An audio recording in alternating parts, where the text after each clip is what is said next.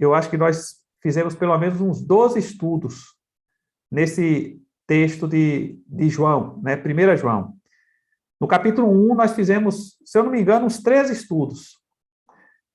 E o tema principal do capítulo 1 era a comunhão com Deus. E o versículo que nós vemos como chave para esse texto é o do versículo 3. O que temos visto, o que temos ouvido, anunciamos também a vós outros, para que vós igualmente mantenhais comunhão conosco. Ora, a nossa comunhão é com o Pai e com seu Filho, Jesus Cristo. Então, todo o tema do capítulo 1 vem falando justamente sobre isso, sobre ter comunhão com Deus. Como é que alguém está habilitado para ter comunhão com Deus? E aí, então, nós trabalhamos pelo menos umas 12 ou 13 mensagens a respeito do tema. O capítulo 2, ele vai falar também sobre ter comunhão com Deus. Só que, nesse capítulo 2, o que nós poderíamos colocar aqui como o tema central do capítulo é andar com Deus. O texto vai falando sobre como andamos com Deus. Como é que alguém deve se comportar, como é que o estilo de vida da gente deve estar para que nós possamos andar com Deus. Então, o capítulo 1 fala sobre ter comunhão com Deus, e o capítulo 2 vai falar justamente sobre andar com Deus. O texto que nós lemos, como os irmãos já podem observar, ele vai tratar a respeito do pecado. Filhinhos meus, estas coisas vos escrevo para que não pequeis. Se todavia alguém pecar, temos advogado junto ao Pai, Jesus Cristo, o justo, e ele é a propiciação pelos nossos pecados, e não somente pelos nossos próprios, mas ainda pelos do mundo inteiro. Então, o texto aqui vai trabalhar como é que nós devemos andar com Deus. E aí ele inicia justamente esse tema falando a respeito do pecado. O pecado é uma das coisas que mais tem trazido dificuldade para que as pessoas andem com Deus. Nós estamos vivendo num período em que temos inúmeras pessoas na mídia divulgando informações equivocadas a respeito dos ensinamentos das Escrituras. Há poucos dias, por exemplo, eu vi de um pregador que é muito ouvido em todo o Brasil, ele falando que no dia que os crentes pararem de idolatrar a Bíblia, nós vamos ter um desenvolvimento maior. Mas o grande problema da igreja é que ela idolatra a Bíblia. Ora, a Bíblia é a palavra de Deus. E se nós não temos ela como palavra de Deus, nós não podemos dizer que somos cristãos. Mas esse tipo de ensinamento que vai esvaziando o conteúdo das Escrituras, né, e no caso desse pregador, o que ele queria era que os crentes pudessem desfrutar de uma liberdade maior. Que liberdade é essa? Que a Bíblia não pode acompanhar essa liberdade. É a liberdade de gente que conhece as Escrituras, mas que acha que pode continuar sua vida pecaminosa e, mesmo assim, é cristão. E o tema aqui de João vai combater justamente esse aspecto, esse ponto desses ensinamentos. Porque ele começa trabalhando justamente o tema a respeito do pecado. O pecado é o que impede o cristão de andar com Deus. Ninguém que está vivendo em pecado está andando com Deus. E isso nós precisamos estar sempre atentos para essa característica da vida cristã.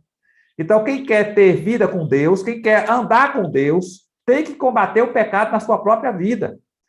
E esse é o ensinamento das Escrituras, não somente no texto de João aqui, ele trabalhou isso também em alguns versículos do capítulo anterior, do capítulo 1, para falar a respeito da comunhão com Deus, e agora ele volta a esse tema, sobre o pecado, e trabalha ele de uma forma mais abrangente.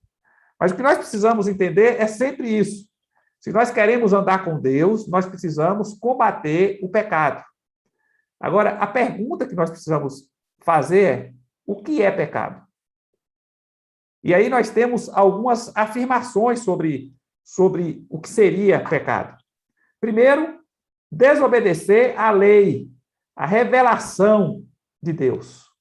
Então, todas as vezes que eu desobedeço o claro ensinamento das Escrituras a respeito do que eu devo fazer, do que eu não devo fazer, eu estou pecando. Então, pecado é desobedecer à revelação de Deus, desobedecer os ensinamentos de Deus. E aí nós temos um bocado de gente em busca de fazer o que pensa. Quer dizer, se diz cristão, mas quer viver do jeito que quer. Quer viver sem regras, sem nenhuma norma que possa conduzi-lo. E a vida cristã não é assim. A vida cristã, a Bíblia é um projeto de vida para nós. E nós precisamos adequar nossa vida a esse projeto. É claro que nós vamos ler alguns textos do Velho Testamento e nós vamos, com certeza, perceber que esses textos não são mais aplicáveis à nossa realidade hoje. Nós temos ali, por exemplo, a lei no Velho Testamento, e temos algumas afirmações na lei, alguns ensinamentos da lei que o próprio Jesus aboliu. E temos também alguns que eram especificamente para o povo de Israel e não servem mais para nós. Alguns textos sobre roupa, alguns textos sobre a liturgia da morte de cordeiros, de pássaros e tudo mais, aquilo ali nós não aplicamos mais ao nosso dia a dia. Mas todo o aspecto moral do Velho Testamento é aplicável ao nosso dia a dia. E o que nós precisamos é ler a palavra de Deus, o Velho Testamento, ler o Novo Testamento e ir aplicando aquilo que Deus vai falando no coração, que vai revelando a nossa alma, aplicando ao nosso dia a dia. O que nós encontramos, então, são pessoas que não querem viver de acordo com a revelação de Deus e, ainda assim, querem ser classificadas como cristãs, como seguidoras de Jesus. Só que não seguem a Jesus. Seguem, às vezes, as celebridades do nosso tempo, as pessoas de destaque nas novelas, mas não seguem a Jesus, não são seguidores de Jesus. Então, pecado é desobedecer à revelação de Deus. Pecado também é desobedecer à consciência. Tem muita gente por aí que a gente encontra e que conhece o Evangelho, que sabe que está errado, mas não quer conserto. De vez em quando a gente, quando se encontra, por exemplo, com alguns crentes que estão desviados, a gente encontra essas pessoas e as pessoas falam justamente isso. Eu sei que eu estou errado. E aí a gente fala, e aí, vai fazer o quê? Mas eu não estou conseguindo largar o pecado. Quer dizer, está lutando contra o pecado? Está pedindo ajuda para lutar contra o pecado? Está buscando em oração? Está fazendo alguma coisa para resistir ao pecado? Não. Se entregou completamente ao pecado. Então, uma pessoa assim não pode dizer que está tendo comunhão com Deus, que está servindo a Deus, que está andando com Deus, porque está escravizada pelo pecado. E isso se dá, muitas vezes, indo contra a própria consciência. Às vezes você encontra alguém na rua que diz assim, não, mas eu não acredito nisso. Bem, então ele não vai contra a própria consciência, ele só está equivocado a respeito dos ensinamentos da Escritura. Mas tem muita gente que está indo contra a própria consciência. E, às vezes, muita gente dentro da igreja que vai contra a própria consciência. Aprende o certo e pratica o errado. E a consciência vai pesando, mas a pessoa vai, cada dia, endurecendo mais a serviço. E isso vai conduzindo para uma vida extremamente perversa e afastada da comunhão com Deus. O que nós encontramos se você quer viver, andar com Deus, viver com Deus, você precisa aprender a andar de acordo com a sua consciência. E andar de acordo com a sua consciência é aprender o Evangelho e não viver contra aquilo que Deus tem mostrado para você que precisa ser praticado na sua vida. Uma outra coisa que nós podemos observar e que é pecado é dirigir a vida pelos desejos e não pela verdade. É porque eu quero isso, é porque eu desejo isso. E aí a pessoa vai pelos desejos, pelas emoções, pelos sentimentos, né? E isso não vai conduzir para uma vida correta. Às vezes a gente, principalmente no meio mais pentecostal, a gente observa isso. Porque eu senti. Quer dizer, a Bíblia ensina uma coisa, mas o indivíduo, porque ele sentiu que tinha que fazer outra, ele vai lá e contraria o claro ensino das Escrituras.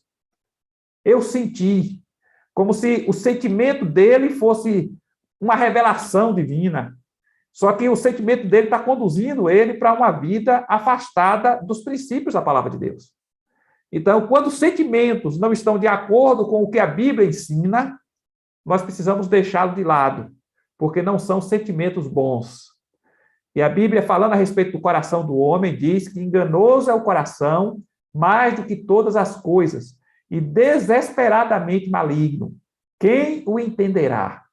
Então, o coração não é, o que se tem no coração não é a coisa adequada para se deixar guiar os sentimentos da alma do homem, porque nós somos tendentes à corrupção. O que nós precisamos aprender é aprender a palavra e praticar a palavra. Logo, dirigir a vida pelos desejos e não pela verdade do Evangelho também conduz o homem a viver uma vida pecaminosa. Não ser governado por Deus é outro aspecto que conduz o homem à vida pecaminosa. A gente encontra muita gente assim, gente que não quer governo. E é interessante, porque essas pessoas, uma das dificuldades dessas pessoas é se submeter à autoridade instituída por Deus. Então, Deus estabeleceu presbíteros na igreja, estabeleceu diáconos, estabeleceu pastor. Quer dizer, você tem uma hierarquia, tem um nível de organização. E aí algumas pessoas se convertem e elas não querem se submeter a Deus e, consequentemente, ela não se submete à liderança de ninguém. Então, ficam pessoas que não são pastoreáveis no meio do rebanho.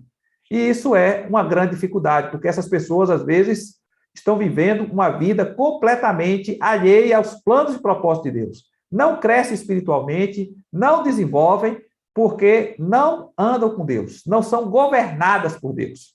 Então, quando nós nos convertemos, nós nos classificamos como servos de Deus. Então, a vontade de Deus é que deve ser praticada em nossas vidas. E quando a vontade de Deus não é praticada em nossas vidas, quando Deus não nos governa, então nós vivemos em pecado. E o que a gente aprende é que, vivendo dessa forma, o indivíduo não anda com Deus. A nossa preocupação como cristãos é sempre essa. Nós precisamos andar com Deus. E não há como andar com Deus e com o pecado. Não há como botar Deus, dar o braço para Deus, o braço direito para Deus aqui e o braço esquerdo para o pecado. Quer dizer, andar com Deus do lado e o pecado do outro. Não dá para fazer assim. Ou nós andamos com Deus, ou nós não andamos com Deus e vivemos em pecado. Logo, esse é o primeiro ponto que eu gostaria de chamar a atenção dos irmãos, sobre o que é pecado. Desobedecer à revelação de Deus, desobedecer à consciência, dirigir a vida pelos desejos e não pela verdade, não ser governado por Deus. Toda vez que alguém se adequa a isso que eu acabei de citar, a pessoa, então, não está andando com Deus. Pois bem, por que não devemos pecar? É uma outra pergunta que nós precisamos responder se nós queremos andar com Deus. Por que não devemos pecar? Já sabemos o que é pecado, agora o porquê nós não devemos pecar. O pecado é algo é algo condenado e odiado por Deus. Algo totalmente oposto a ele e à sua natureza divina. Esse é o primeiro ponto.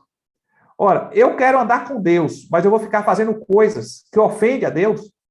Eu quero andar com Deus, mas eu estou fazendo coisas que vão contra a natureza de Deus. E às vezes a gente encontra assim. Eu já conversei com vários crentes que a pessoa diz assim, eu estou fazendo isso, eu sei que eu estou errado, mas Deus me entende.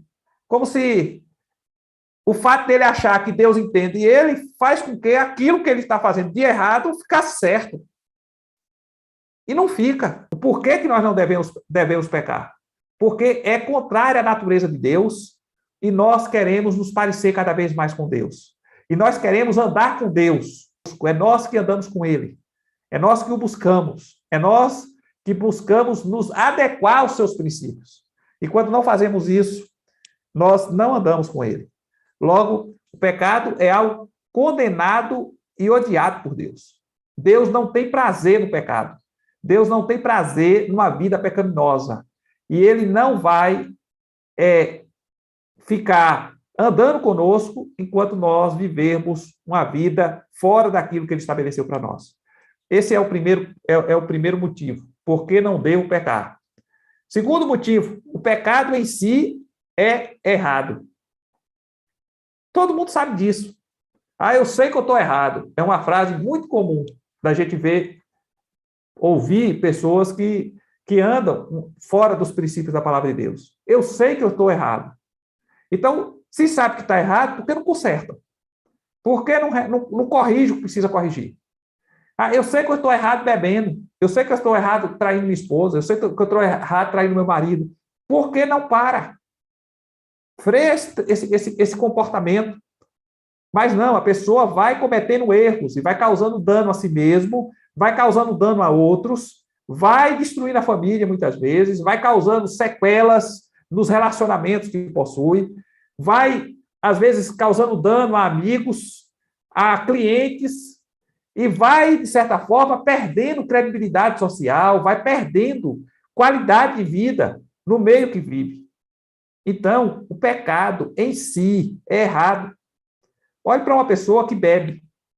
Outro dia, há poucos dias, há uns 3 ou 4 dias, eu tive a oportunidade de conversar com uma pessoa que costuma beber muito.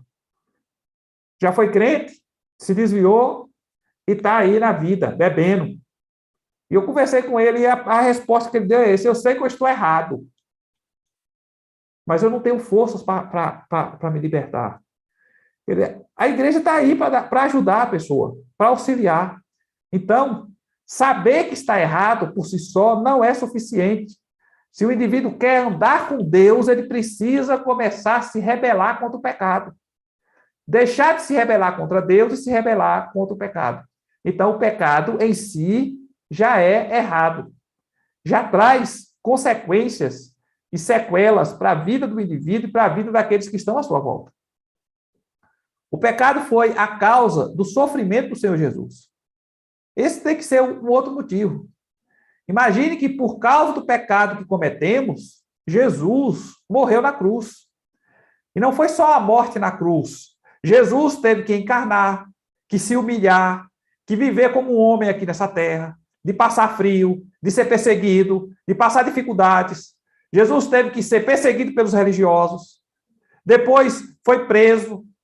E aí o que nós vamos vendo é toda uma série de atitudes que a humanidade foi tendo com Jesus, de judiar, de machucar.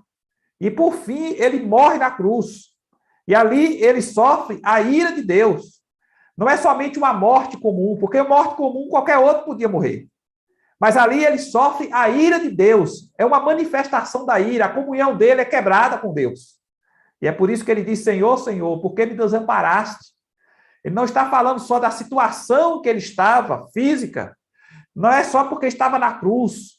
É porque ali ele sente o rompimento da sua comunhão com Deus por conta de estar sofrendo a ira de Deus. E ele paga um preço alto para que nós pudéssemos ter novo acesso a Deus. Logo, o pecado foi a causa do sofrimento de Jesus. E nós precisamos, compreendendo isso, ter um respeito maior por aquilo que foi feito por nós na cruz, vivendo uma vida santificada em Cristo. E é por isso que nós não devemos pecar. Quarta lição, por que não devemos pecar? O pecado desonra o evangelho, as suas reivindicações e o seu poder. O indivíduo diz assim: o evangelho é o poder de Deus, mas não muda de vida. Vai desonrando o evangelho. Quem vê, quem olha o testemunho, começa a não dar mais crédito àquilo que é pregado do evangelho. Quantas vezes a gente não vê pastores que deram maus testemunhos por aí, e aí pessoas que tiveram conhecimento disso, de repente você vai pregar o evangelho: não, eu não considero, porque eu vejo como é que os pastores vivem, como se todos os pastores fossem iguais àquele que deu mau testemunho. Mas é isso que acontece. Quando o indivíduo vive uma vida pecaminosa, ele está desvirtuando o evangelho, ele está servindo de pedra de tropeço para outros, ele está desonrando o evangelho. E nós precisamos ter zelo por esse evangelho que nós pregamos. Então, nós precisamos ouvir o evangelho, pregar o evangelho, mas precisamos também viver o evangelho. As pessoas precisam olhar para nós e ver o evangelho sendo praticado. É interessante, eu estava lendo a introdução de um livro, de um comentário de Martyn Lloyd-Jones sobre João, o Evangelho de João, essa semana. Uma pessoa, uma das pessoas que testemunhou a respeito da vida de Martyn Lloyd-Jones, ele disse que o que mais impressionou ele foi justamente a convicção que Martyn Lloyd-Jones tinha quando fazia as exposições do texto. E aí é interessante, porque se esse indivíduo soubesse, digamos que Martyn Lloyd-Jones não desse bom testemunho, esse indivíduo nunca ia ter essa impressão ao ouvi-lo pregar. Por quê? Porque sabia que ele desonrava o evangelho. Mas o que a gente encontra ali é alguém que honrava o evangelho e as pessoas olhavam para ele e viam que ele vivia aquilo que ele estava ensinando. E é isso que é importante que nós possamos fazer. Nós precisamos pregar o evangelho, mas nós precisamos viver o evangelho. Então, nós não devemos pecar para não desonrarmos o evangelho, para não esvaziarmos a autoridade do evangelho, nem na nossa vida e nem na vida das pessoas que estão à nossa volta. Terceira lição, ou quinta lição, por que nós não devemos pecar? O pecado contradiz a nossa profissão de fé. Como é que eu digo? Eu sou servo de Jesus Cristo e estou fazendo coisa que não devia. Como é que eu digo que sirvo a Deus, que ando com Deus, mas vivo nas trevas? É o que João fala no texto um pouco antes. Então, você tem uma profissão de fé. Quando você diz que você é evangélico, você está dizendo que você segue a Jesus, que você tem alguns princípios que são extremamente importantes para a sua vida cristã. Você não está apenas concordando com doutrinas, você está professando aquilo que você crê e que você vai viver. Projeto de vida de Deus. Então, nós precisamos entender que o nosso pecado contradiz a nossa profissão de fé. Nós confessamos uma coisa e vivemos outra. E não andamos com Deus quando fazemos isso. Sexto motivo pelo qual nós não devemos pecar. O pecado nos conduz a uma consciência má. E aí, quando eu falo de consciência má, eu não estou falando de uma consciência ruim nesse sentido, mas eu estou falando de uma consciência que fica culpada diante de Deus. O pecado nos conduz a isso. Quando você não tem essa consciência culpada diante de Deus, você se sente mais livre para buscar a Deus. Você tem mais fervor, mais alegria em buscar o Senhor. Mas quando essa consciência fica culpada, ruim, má, por conta do pecado que vai sendo praticado, você começa a ficar mais inibido na presença de Deus. Então, você precisa viver uma vida santa e evitar o pecado, porque você precisa ter uma consciência pura na presença de Deus. Uma consciência abençoada na presença de Deus. Então, andar com Deus deve ter esse conteúdo de santidade impregnando a nossa vida. Um outro aspecto também importante é que o pecado nos conduz a dúvidas e insegurança em nosso relacionamento com Deus. E isso a gente encontra aí com muita frequência. De crentes que vivem na igreja. Aqui na nossa igreja eu já ouvi alguns dizendo assim: eu não sei se eu vou ser salvo. Deus é quem sabe quando eu estiver lá. Ora, esse problema pode ser problema de falta de doutrina. A pessoa não foi doutrinada corretamente. Mas, com certeza, aquele que vive em pecado tem essa dúvida. Com certeza tem. Não sabe se está salvo ou se não está.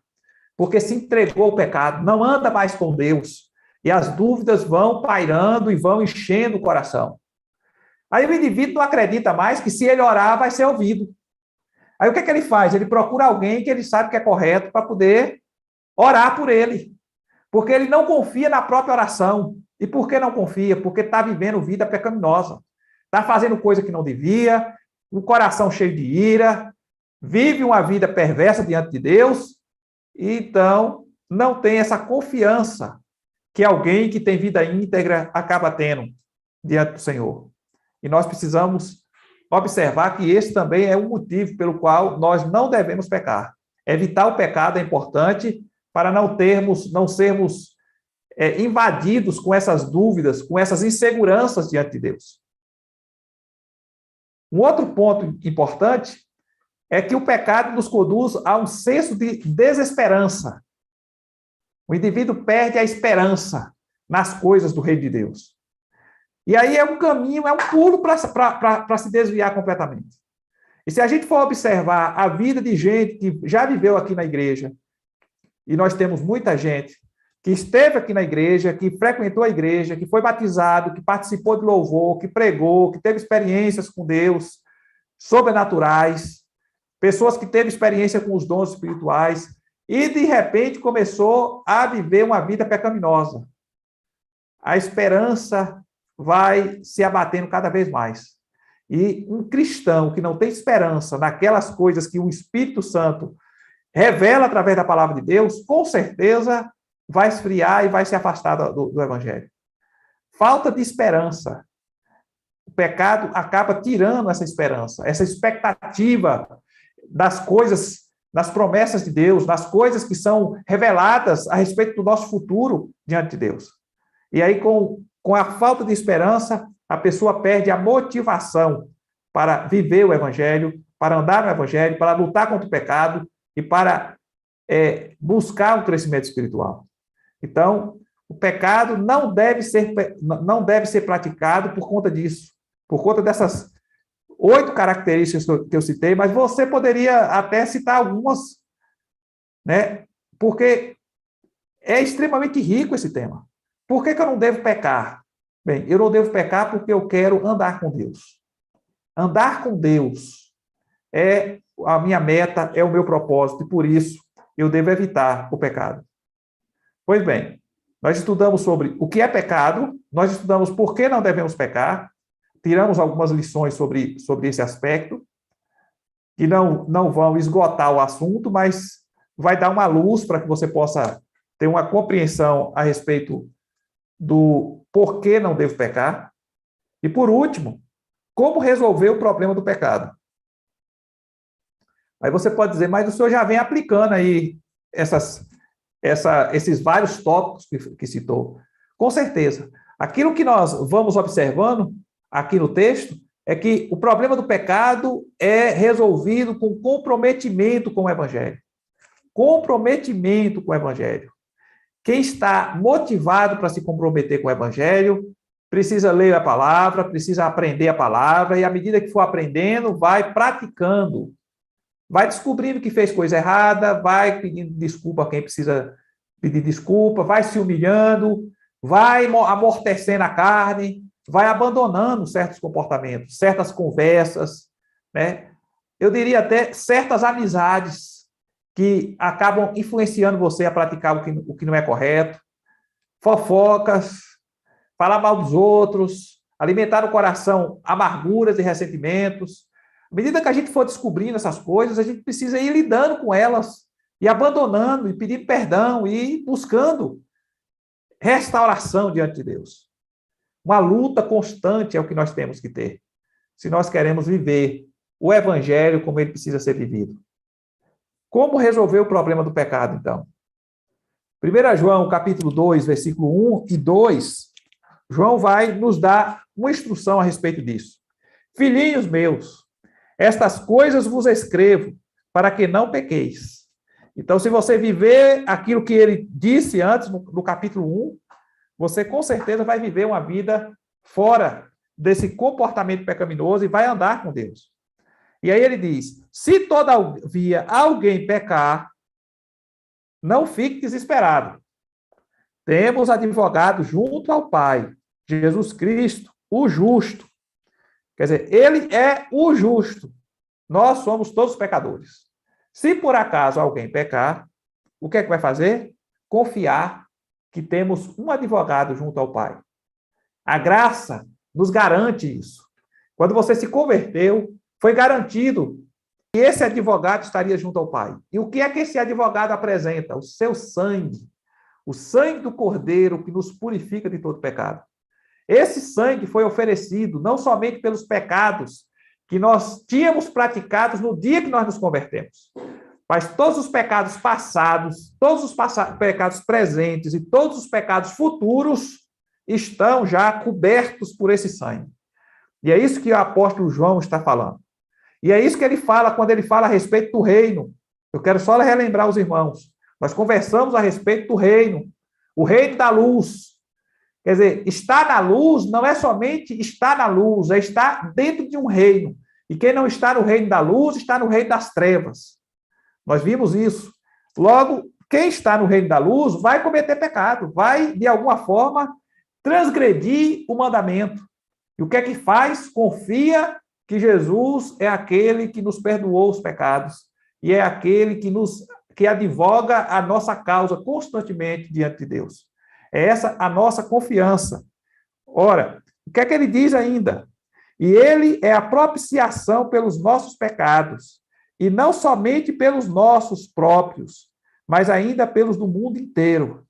Então, se alguém perguntar assim, mas será que tanto pecado Deus vai me perdoar? Ele diz, ele não perdoa, ele não tem capacidade de perdoar. O que Jesus fez na cruz não é suficiente somente para os nossos pecados, mas pelos pecados do mundo inteiro. Então, se juntar o mundo inteiro e se converter, o pecado é de todos, vai ser perdoado em Cristo Jesus, por aquilo que Jesus fez, pelo sacrifício dele na cruz. Então, o sacrifício de Cristo é suficiente para perdoar o pecado do mundo inteiro. Então, com certeza, o seu vai ser perdoado. Se confessarmos os nossos pecados, como diz a palavra um pouco antes, no versículo 9 do capítulo 1, se confessarmos os nossos pecados, ele é fiel e justo para nos perdoar os pecados e nos purificar de toda injustiça. Então, os pecados, ou melhor, aquilo que Jesus fez na cruz é suficiente para perdoar os pecados do mundo inteiro. O sacrifício de Cristo é para purificar os pecados da igreja. Embora o sacrifício de Cristo seja suficiente para perdoar os pecados do mundo inteiro, ele é aplicado somente à igreja. E isso nós precisamos sempre deixar claro para nós. Se, todavia, alguém pecar, temos advogado. Temos, ele está falando, ele e os irmãos para quem a carta foi escrita.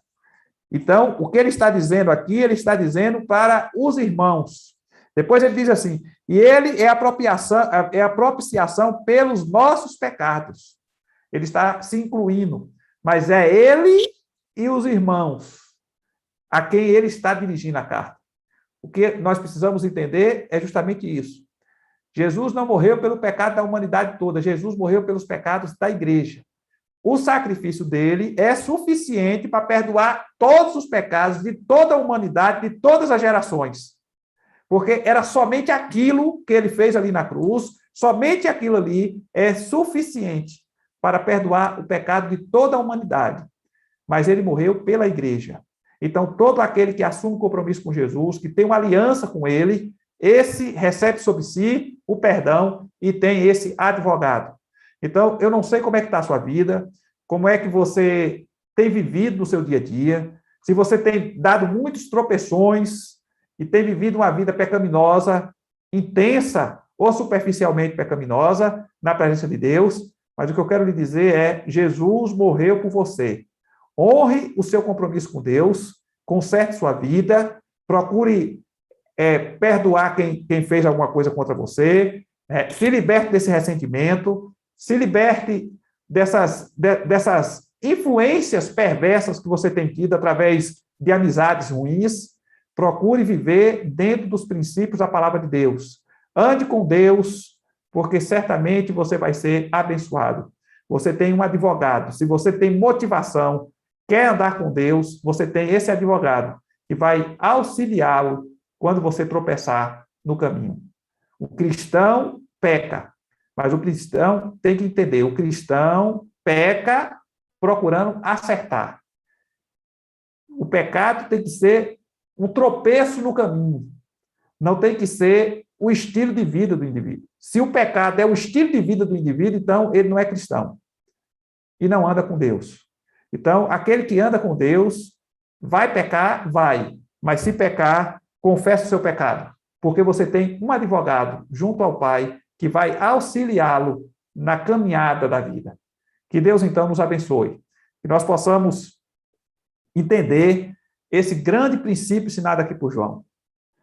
Precisamos andar com Deus, e ninguém anda com Deus e com o pecado ao mesmo tempo. Então, nós precisamos ir tirando o pecado da nossa vida, de forma radical. E quanto mais radical nós formos contra o pecado em nossas vidas, mais cresceremos espiritualmente. Mais a graça de Deus vai se manifestar em nós. Mais Deus vai nos usar de forma poderosa. Às vezes eu vejo alguns novos convertidos tendo experiências poderosas com Deus.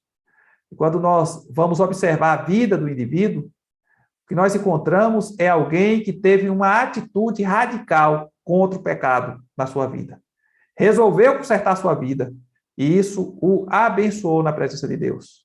Andar com Deus é lutar contra o pecado. Andar com Deus é não se entregar a uma vida pecaminosa.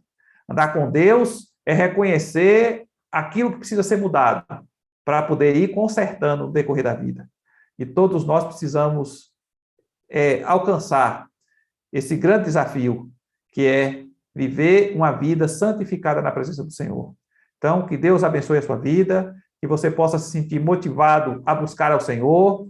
Talvez hoje seja uma boa oportunidade de você ter um momento de oração depois do culto, colocar sua vida diante de Deus e pedir perdão a Deus, confessar o seu pecado e buscar restauração diante de Deus.